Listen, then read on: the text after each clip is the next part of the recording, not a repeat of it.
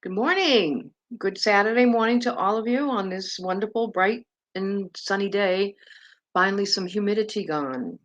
So, thank you for coming. If you notice in the chat, please let us know who you are, where you're from. So, why are we here today? That's a good question.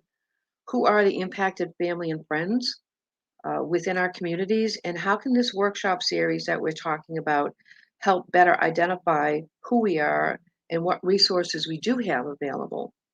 Where are the gaps and why does that matter? But please note, this live stream is not a is not for crisis. So I'm streaming a couple of the different numbers that you can call if you or someone you love and know is in crisis this morning.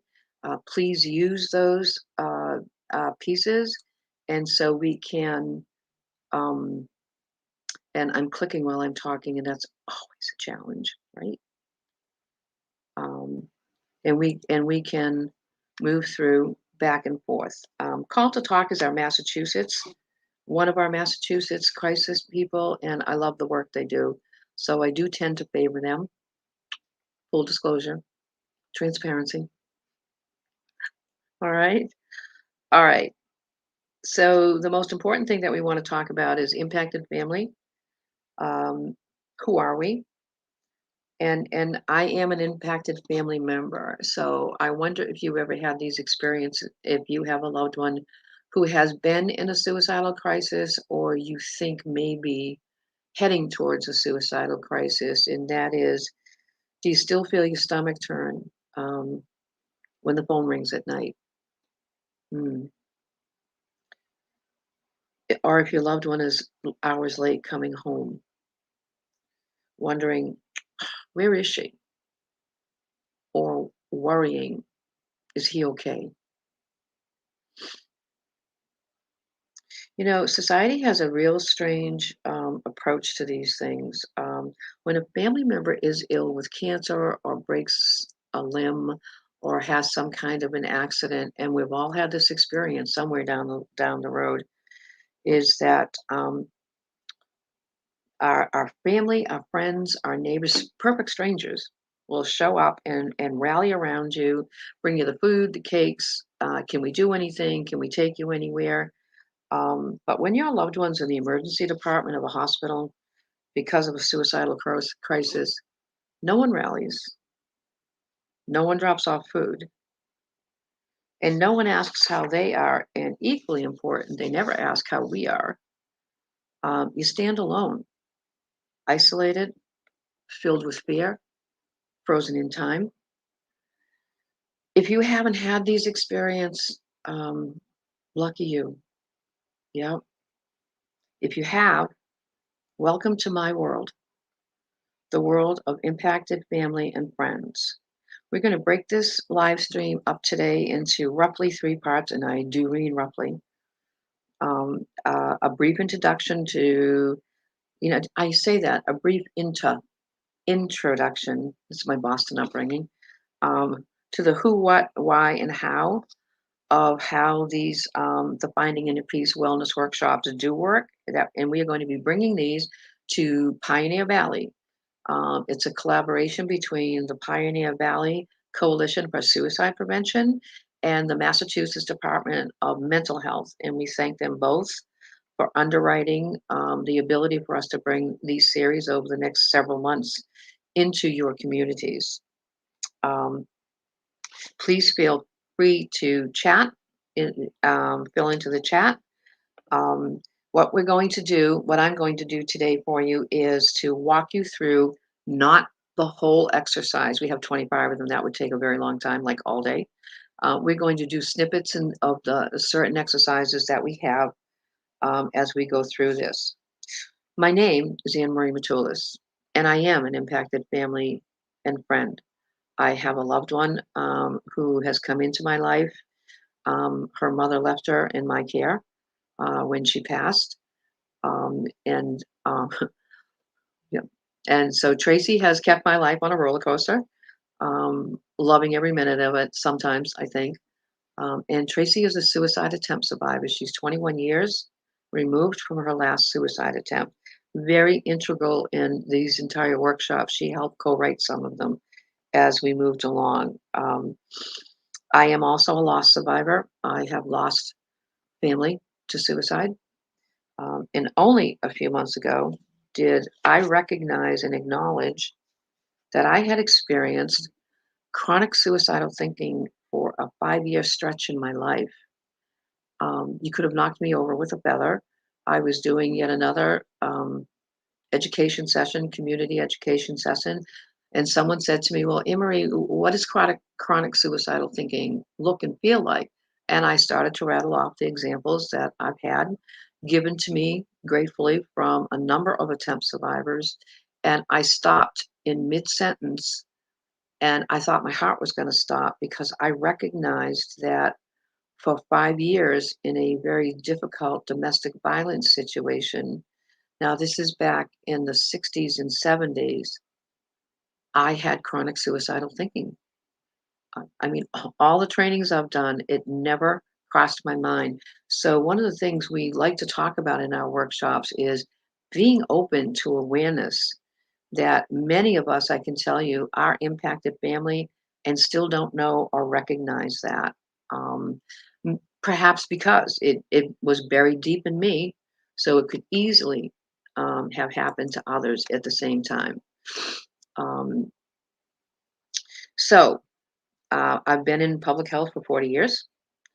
I still wear too many hats, bad habit, really bad habit. Today, my primary hat is as a co founder of A Voice at the Table, a grassroots movement that was formed in 2014 during post production of a documentary I had the honor of producing.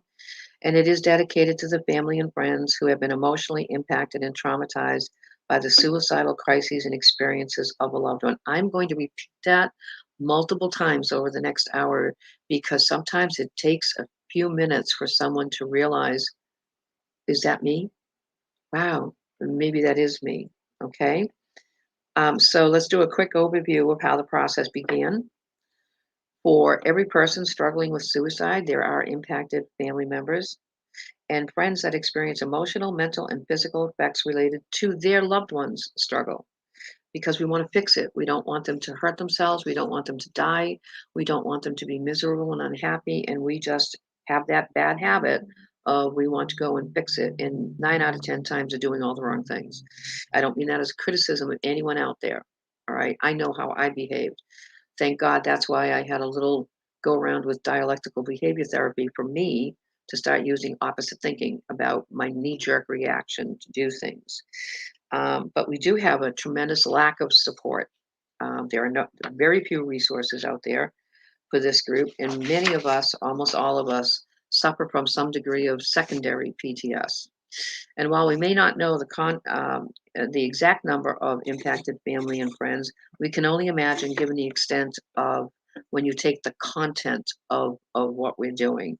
So the purpose of this live stream is to guide you through the documented process that has begun to shatter the isolation and marginalization of all who identify as impacted family.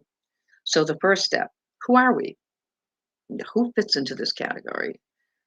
Who are we and who are our loved ones? Our loved ones are those who have attempted suicide, experience chronic suicidal thinking, non-suicidal self-injury, NSSI, as many of you might know that. The post-traumatic stress is huge. Struggle with depression, severe anxiety, eating disorders that lead to suicidal behaviors, substance abuse issues and suicidal concerns, problem gambling and suicidal concerns, domestic violence and suicidal concerns, those impacted by a murder suicide. And in that case, it could be an entire community who has been emotionally impacted by that particular tragedy. Um, Farmers, first responders, military, veterans, and the family and close friends of those left behind by a suicide death.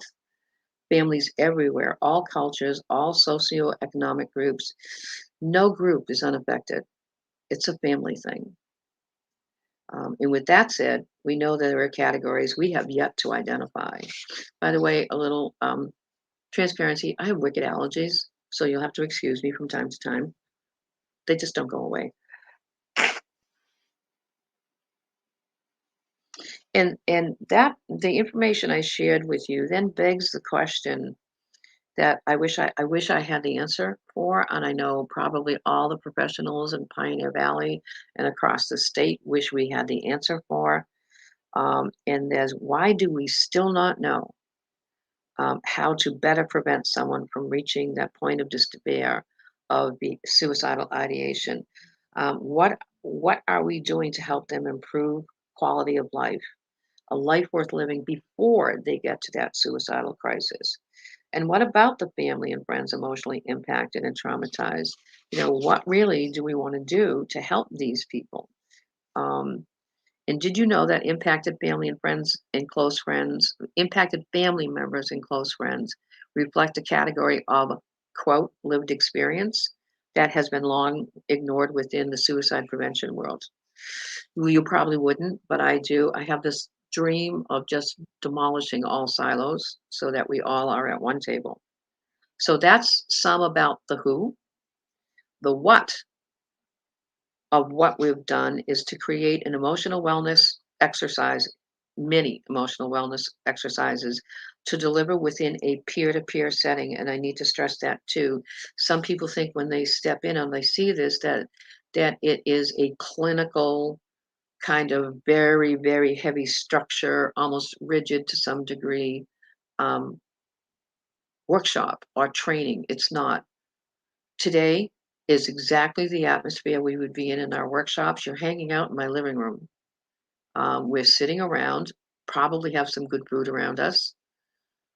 I used to joke that Department of Public Health, which is my primary home base, um, would probably not be happy with my choice of snacks, but they don't have to see them either.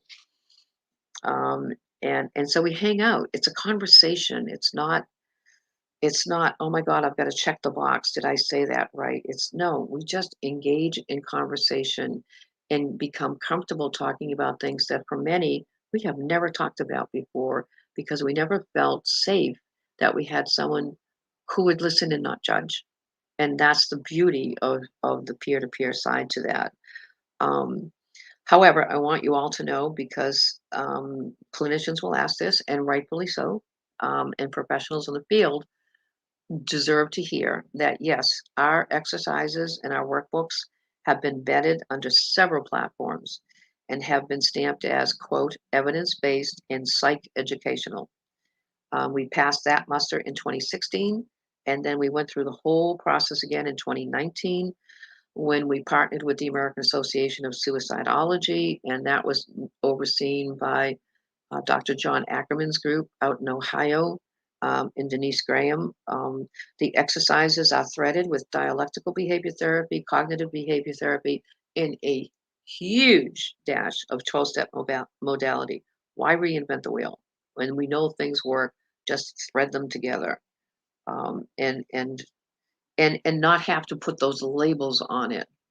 Um, all exercises are focused on the individual, me, the impacted person, and about improving the quality of my life first. And that is not selfish, it's not self centered, it's life saving. It's life saving, because I can't focus on what someone else is or is not doing. I need to ask myself all the time, what's my role in this? How can I help? How can I better help? It's like the oxygen mask axiom. Now, I don't know what kind of a traveler you are on airplanes. I'm really bad because I'm usually staring out the window looking for my luggage while the steward or stewardess is up front telling me how to save my life. The whole thing, the oxygen mask comes down on you first, not on your child, not on your mom or grandmother, on you first, so you are able to help those. And that is the crux, the entire foundation on which impacted family and friends finding inner peace is based upon. That we have to take care of ourselves first. That is so much easier to say than to do, particularly in an emotional crisis. Um, there are several components to our workshops, and we have several versions of it. We in Pioneer Valley are going to be looking at finding inner peace, but there is also we have the impacted family meet. So we would sit at the table with attempt survivors and loss survivors. We call it Blended Hearts. It's the ultimate goal that we do for all families to help families heal and for everybody to hear different stories. And it's interesting. It's always amazed me that we come from different starting points and we experience the same emotions and we talk about how we resolve those. What are the solutions that we use? And so often you hear, wow, I never thought of doing that. Oh, I never thought of looking at that way. It's an incredible goosebumpy type of process. We also do have individual workshops if you wanted them just for attempt survivors. Now, these are attempt survivors further along the healing path. This is not a crisis response workshop. There's a great model. It's called Dee Hirsch. It's all over the country, and they have mastered the art of helping suicide attempt survivors coming right out of an immediate crisis.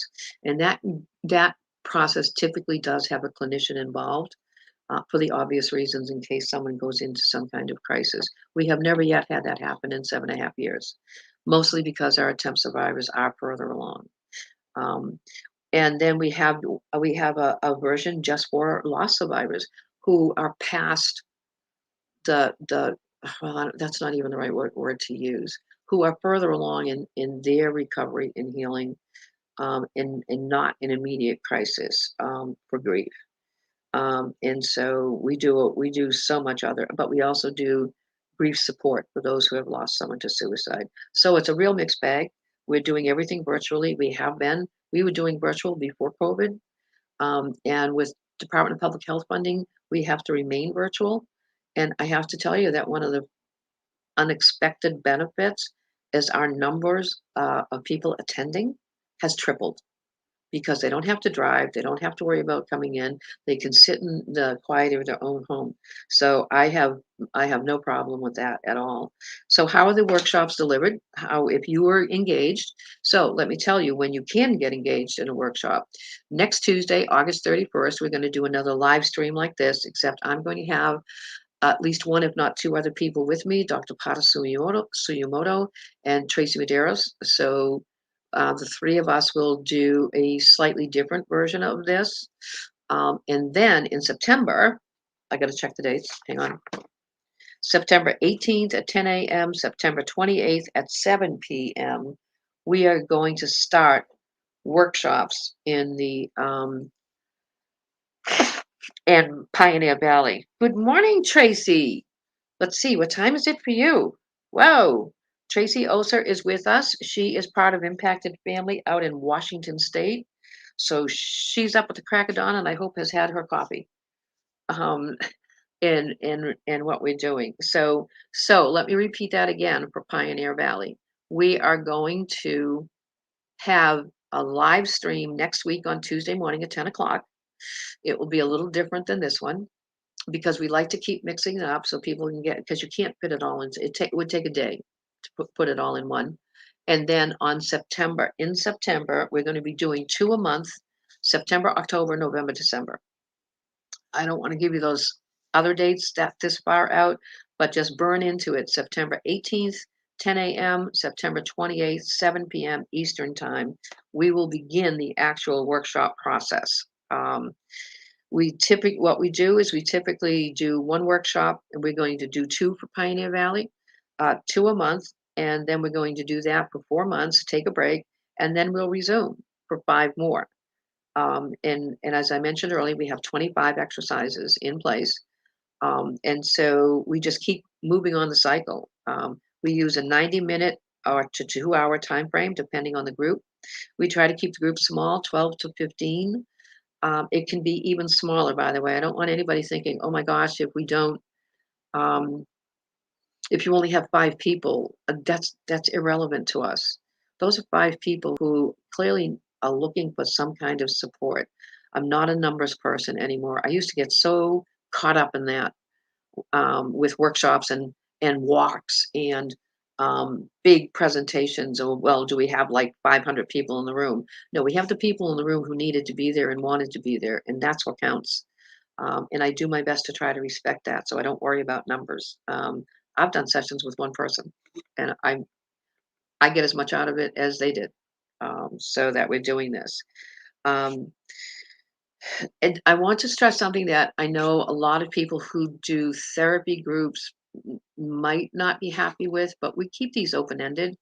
You can come in at any time. You do not sign up for, oh, you have to stay here for a year. And you can leave anytime. These are independent, autonomous exercises that stand alone just fine. They work well being woven together, but it's not a chronological buildup necessarily. Um, because one of the things, Tracy is a facilitator out in Washington, is you need to know your audience, and you can tell and you can feel that perhaps the next exercise that we had scheduled might be a little too heavy, so we switch it around. So there's that flexibility. One of the things I love, by the way, and to reaffirm that these workshops, and the one for finding inner peace was the first. Their wellness check.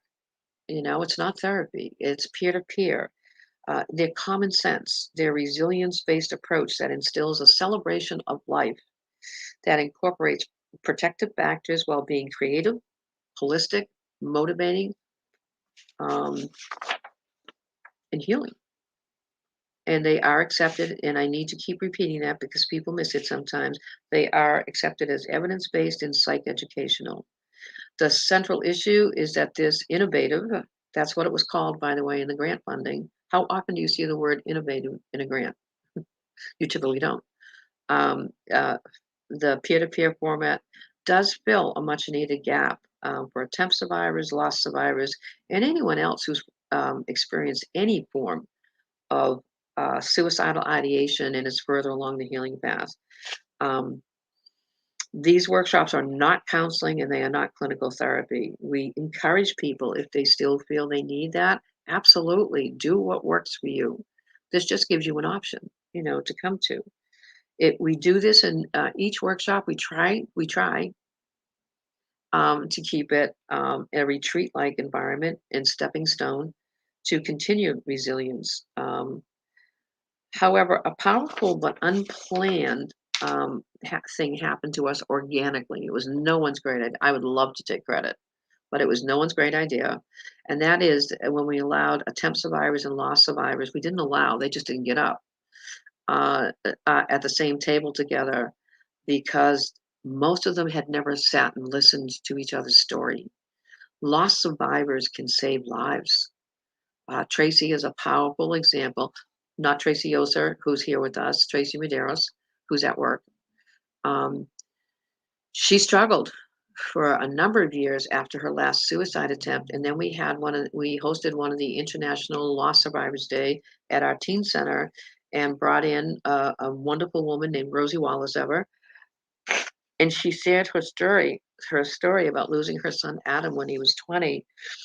And Tracy was in one of the, how the movies fade out and you are the only one and you can only see this one person? She felt like Rosie was talking right into her heart and soul. And it triggered something super important. And that was the beginning of her massive turnaround, that suicide was no longer an option. And for suicide attempt survivors, that's a tough call. And some people find it early and some people struggle to find it. So I want to again tell you that the honest sharing positively influenced both groups. And then Tracy Medeiros said, Mom, I think the best solution for all of us is that we need everybody at the table. We need you as the family member or close friend. We need lost survivors and attempt survivors because together that's pretty powerful. And that's where our impacted family movement began.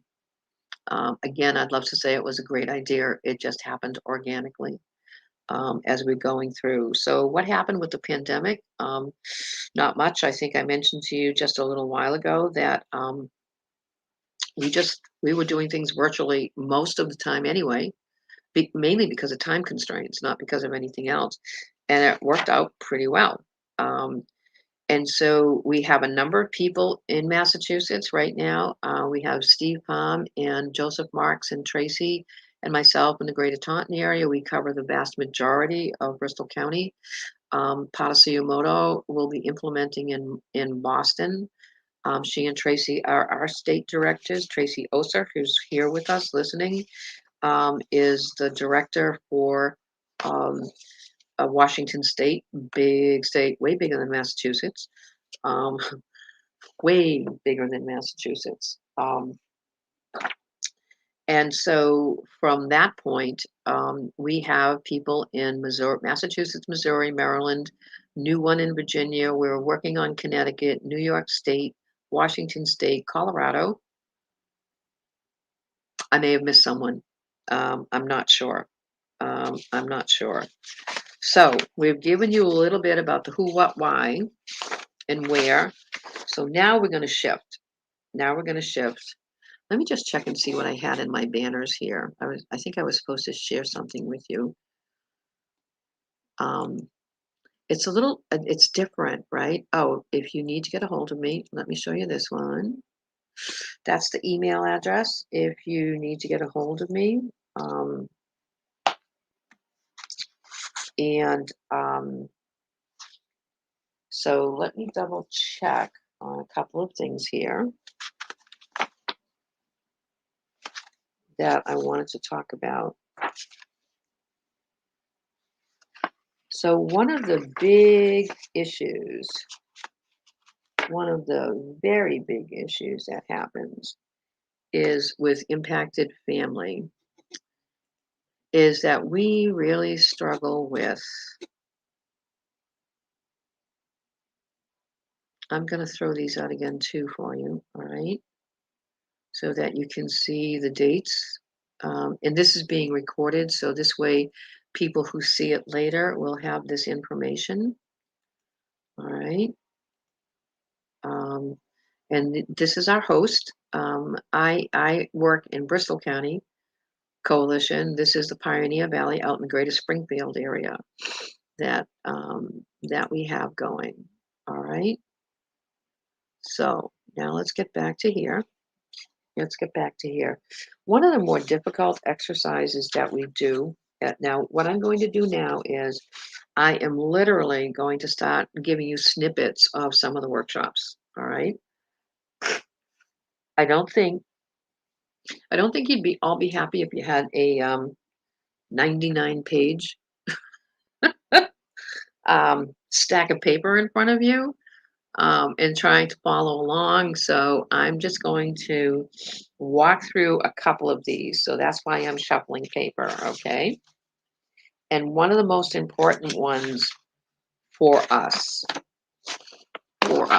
is that, and I may take a quick hop off here for a minute. One of the most important ones for us is control does not equal love. And by that, I mean for impacted family. It's really difficult. And let me read you a little bit about what, if you were sitting in a workshop with Tracy and I right now, Tracy Oser, who's with us, if you were sitting with the two of us, let me tell you about control does not equal love. You know, we mean well, we're human after all. We want to do everything we can to support and protect our loved ones. We want them to be safe. Sadly, that typically translates into fear-driven control. We are the last to see that, and unfortunately, we may not see it until it's too late, and we have done destructive, irreparable harm to the very ones we love and we're trying to support. So, how do we recognize our own behavior? Because sometimes we all know, stuck in the emotions of it, we don't. You know, we don't recognize. We don't even sometimes hear our tone of voice. First, it takes a willingness to admit that I needed to change my behavior. Okay. Um, and that we have become extremely open to information that can help. And then, toughest of all, yep, we really do need to adopt a life or death commitment ourselves to change. Now, does that sound radical? Not really. Not if our fear driven control is pushing our loved one away from us, perhaps forever. We mean well, we do. And we can do good, we can. But, and that's a big but, um, if we admit and accept that perhaps We have been hostage to fear-driven control. We must change ourselves. Not that our loved one has to change. We have to change. So what we do is we have these exercises. So if you were attending Finding Inner Peace, we would we usually have workbooks and pens and pencils and some coloring, adult coloring stuff around because sometimes this is not easy for someone to be doing because it can be emotional. We understand that. And so here's the self-evaluation exercise that goes with this exercise. And the title again is Fear plus Control Does Not Equal Love. Have I been rationalizing that my behavior is loving when, if I'm honest, I've really been trying to control their every move under the guise of helping them stay safe? And then you would take time to write some stuff about that, and then we'd discuss it. What am I afraid will happen if I let go of this control? What do I worry about? They might attempt suicide again. They might go back to drugs or alcohol or problem gambling. And you would write about that. Um, have I been so controlling and dominating that my loved one is totally dependent upon me? If I let go, am I afraid they will leave?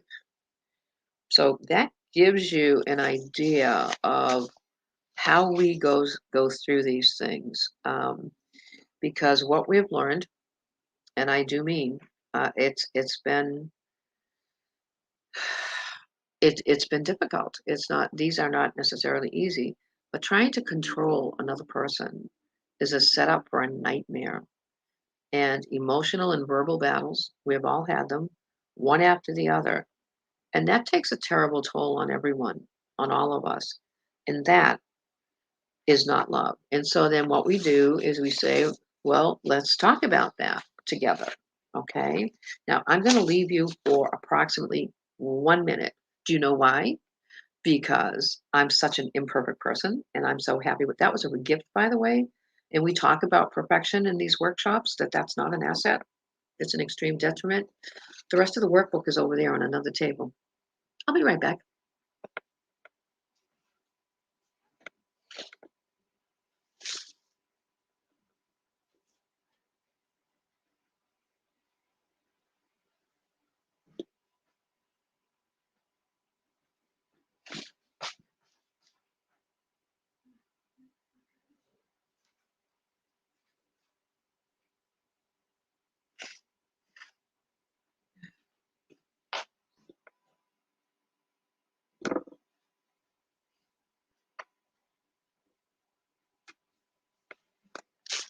See, that wasn't so bad, right?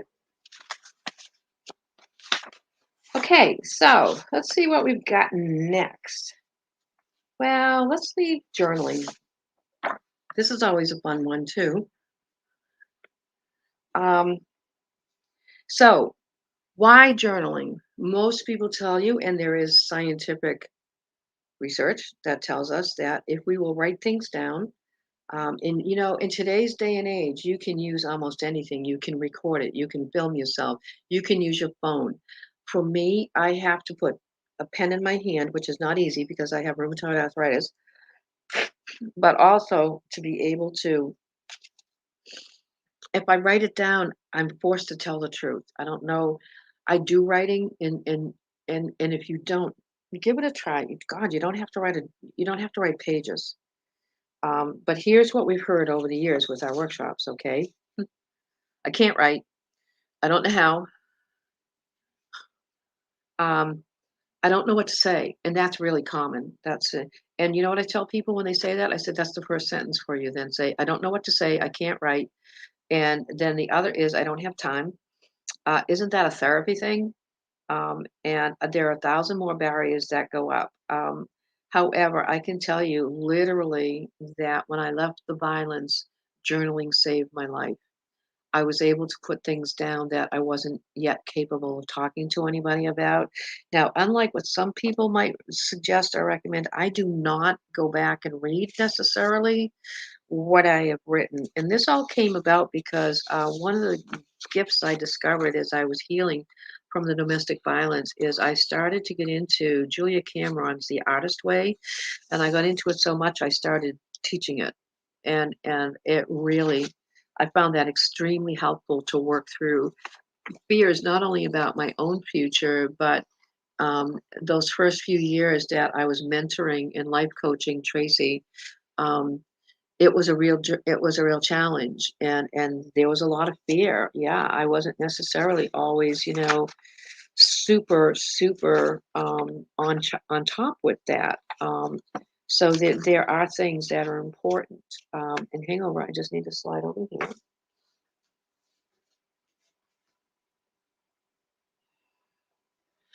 So among some of the other things that we have that are super important, and I am looking for them. Is it okay to be angry? How did it come to this? Those are titles of our workshops. And let's talk about this one because this is a challenge too. Sometimes for the impacted family, we start with these two back to back. One is frozen in time, and I'm not going to skip through this because it's real short.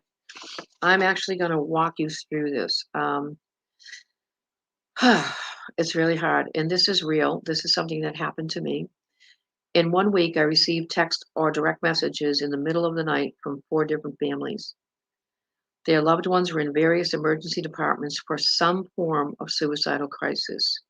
Each one said the exact same thing because when I do my trainings, community conversations, educational sessions, just community discussions around a table, I use the hashtag not my kid, because that really is a trap so many of us as parents can fall into. Um, and so what happens is what they said to me in various ways, I didn't think it would be my kid. Annemarie, I've been at your trainings, I've been through the series with you, I've been through community conversations, we've been at the walks, we've talked with you. I just didn't think it would be my kid. It could be anyone's kid. It could be any one of us. And that leaves family and friends impacted. And we need to take care of ourselves to be able to deal with that. Um, it is normal that the disbelief that our loved one is in danger is unfortunately all too common. Um, and here are some of the things that have come up once a suicidal crisis has happened. That is an attempt, non suicidal self injury, maybe just depression, not maybe just depression that brought someone to an emergency department or to seek some guidance, maybe even counseling for the first time. I'm sorry, my allergies are I don't even think I can edit this out of the whole thing, right? My allergies are just off the wall today. So these are the questions we get sometimes in our first workshops for impacted family. I was planning a trip next month. Should I cancel it? I should withdraw from my volunteer work so I'm around more, right? Should I ask for family leave from my job? Should I resign from my job and stay home? And for adults, do I need to get someone to stay with them all the time? For adolescents and teens, do I let them go back to work, stay in their clubs or on their sports teams, etc.? In other words, we as the family and friends with loved ones in suicidal crisis remain frozen in time? And the answer is there's no right answer, by the way. There's no wrong answer. It's an individual thing. It's not black and white, and one size that does not fit all. And short term, some of those actions might be needed. Um, we always suggest to people don't make radical changes for a bit. I've listened to parents say that every night they're whether it's an adolescent or teen, um, it goes to bed. They stand at the door and listen to see if they can hear them breathing. Had another mom. She took the bedroom door off, and I suggested she put it right back on again. I mean, those behaviors scream of lack of trust, and they're fear driven by us as the impacted family. So there's a lot to talk about there, and we really do. And so then what we would have asked you to do if we were in the workshop itself, we would have asked you to take about 10, 15 minutes, and write down any responses to those questions. Maybe you've never had that experience yet, and that's a good thing. But for those who have, it may be the first time they've ever said it or wrote it. So it gets outside of them physically, and they're not harboring and hosting it in here in their heart, because that is damaging. Um, and we caution people who are writing, no editing. We're not looking for nice stories. We're looking for the truth. And we want you to find your truth when we're doing this. No trying to sound nice or emotional balanced. Yeah, there's a challenge right there, right? Or no concerns. The I've got this quote, oh, I've got this. Denial syndrome doesn't work well either, because that's what it typically is. So that's an example of one of the things we do. And now let's talk about what really is one of my favorites. Now, can you see that? Yeah. Can you see that big bear in the kettle? Let me move over so you can see the bear. Can we get him up there? I'm not sure. Oh, yep, there he is. Can you see the bear behind the kettle? Yeah. Wish I could tell you this is mine. It's not. Um, Emmett Fox was a world-renowned theologian. And when he passed, his family took some of his writings and put them all together in a meditation book. And though I stumbled on this by sheer accident, I have way too many meditation books. I have a wall full of meditation books. I went through that whole thing in the 70s and 80s that I'll read anything that sounds like it will help me get well. I'm sure some of you went through that at some time too. Um, and so let me tell you about this. So in Emmett Fox's meditation book on February 23rd, if you go out and get one of his books, okay, um, is about the bear. It's getting tangled in the bear hug kettle web that can negatively impact my entire life. And it took time to recognize that it really was holding me back and making the needed changes. So allow me to paraphrase.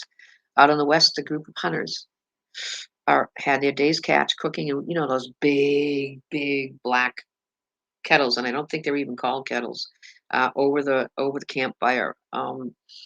And something distracted them, and so they all got up and they went over to the other side of the camp to see what it was. Probably not a smart move when you think that there are bears around. And an old bear came out of the woods and walked over to the camp, and it was drawn by the aroma, the wonderful aroma of what the kettle was cooking. And as bears do, he grabbed the kettle. It burned him. It was hot. It's been on a blazing fire. Um, but rather than let go, he pulled it closer, and it burned him more. And he pulled it closer again, because those are a bear's instinct to crush what's hurting them. And the more he did it, the more it burned. So he hugged it tighter, and it burned him even more until he died. To live, the bear needed to let go.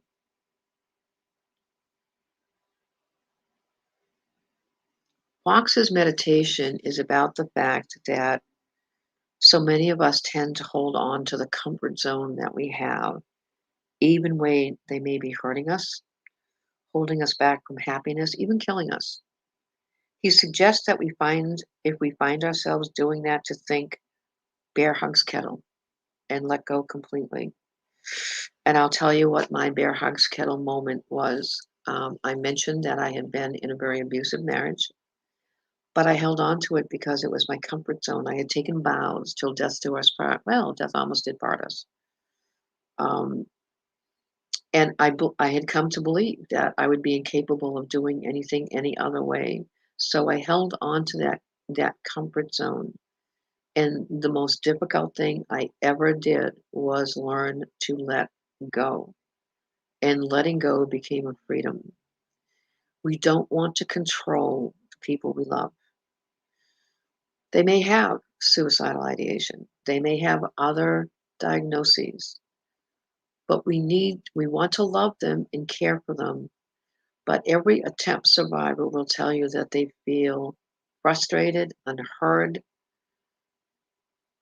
disregarded, smothered, because with the best of intentions, we are frozen in time and we're holding on to this comfort zone that we can fix it. And the reality is we can't. So those are two of the more, they become very powerful because then we ask people to write about that situation and what is their bear hugs kettle situation. So I hope you're out there and hearing this. I'm not seeing any questions, and that's okay too. This is a live stream. This is not the workshop. So let's go back before I take another step forward and say that if you are out in the Pioneer Valley or anywhere else, and that's out by Springfield, we are going to be doing another live stream on Tuesday, the 31st at 10 a.m. on a Tuesday morning, Tuesday, end of summer, Tuesday morning. Where did the year go, right? And then our dates, and I have to look at it, short term memory, the 18th and 28th of September. So on the 18th, it's a Saturday, just like now, we'll be here at 10 o'clock. And actually, we're going to have one Saturday a month, September, October, November, December, that we will be here at 10 a.m. We've plugged those dates in. I don't think it's helpful to give you all the dates in advance. Just think August 31st, September 18th, September 28th is going to be at 7 p.m. Eastern Time in the evening. And now just to make be clear, the 18th and the 28th are going to be actual workshops. We will not be doing it live stream. People will be pre-registering for it, and it will be a closed session. By that I mean we're not putting the link out on Eventbrite. We're not putting, you would have to register to get that link. All right. The session isn't closed to any specific person or group, but in that sense, it's not going to be open because we need to protect privacy, and have your safety. Another exercise, and right now, as we're wrapping up, I am going to just talk to you. I'm just going to name a couple of our workshops. All right. This one probably will bother some people, but perfection is not an asset. I almost died trying to be perfect for my father, to be perfect for my family, to be perfect for my late husband. And it took me a long time. I bet I was close to 50 before I realized that perfection is not an asset. I love being an imperfect person. Um, there is a wonderful book a friend gave me years ago, The Spirituality of Imperfection. I highly recommend it. It is primarily about forgiveness, and you can't deal with this attitude of perfection without self forgiveness. And of all of our exercises we do, we typically leave that one last. That is forgiveness, because it is by far the hardest for people to walk through. Um, Self forgiveness does not come easy to those of us who have loved ones with suicidal crises. Self forgiveness does not come easy to attempt survivors.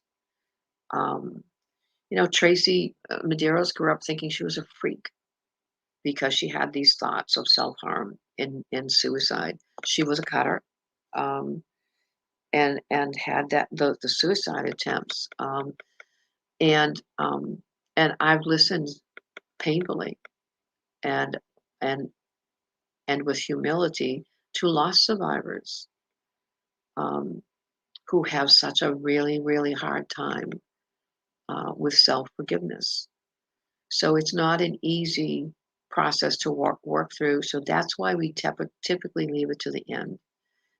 By then, everybody's been consistent. I want to talk for just a moment about the dynamic of our workshops. I cannot explain it.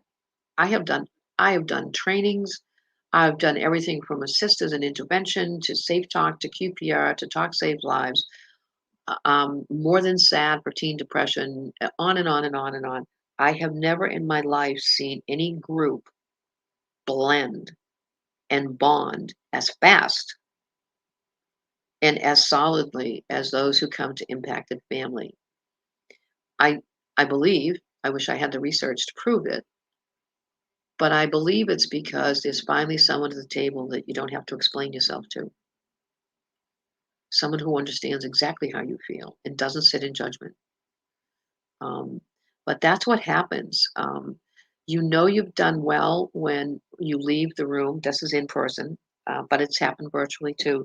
When as people are starting to say, wait, wait, wait, when is the next one?